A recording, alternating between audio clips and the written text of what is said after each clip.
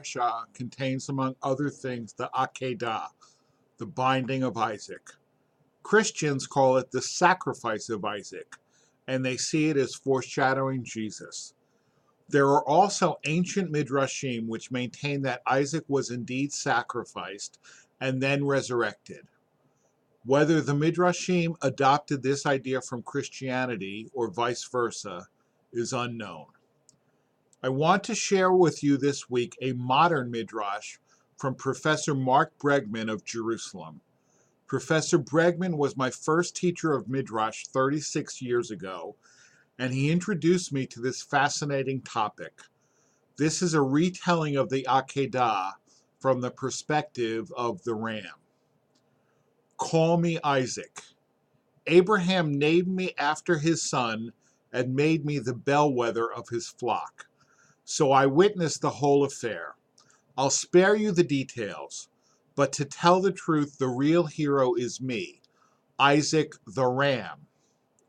The whole point of the story is that Abraham should make a sacrifice to God, right?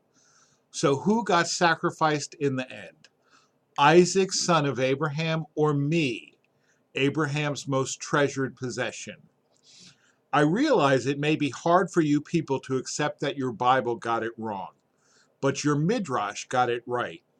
When the angel told Abraham not to send forth his hand against his son Isaac, who lay bound on the altar ready to be sacrificed, the Holy One, blessed be God, called out from heaven, "Let Isaac for Isaac come."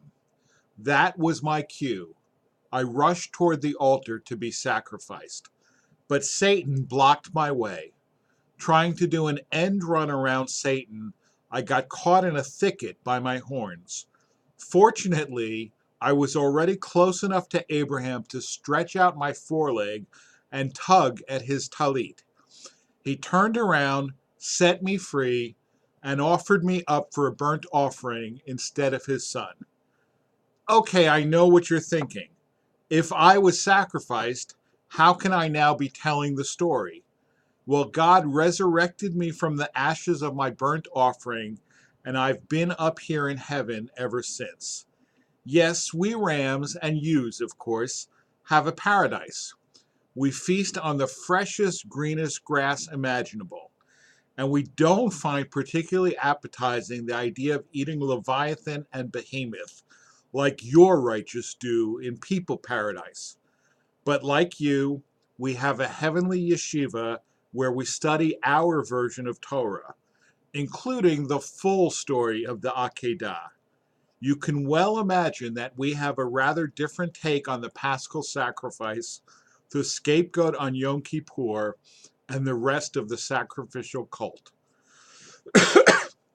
By the way, the other members of my Chevruta are the sheep that Jacob shepherded for Lavan. They're still a rather spotty bunch, as you can well imagine. But that's a story for another day.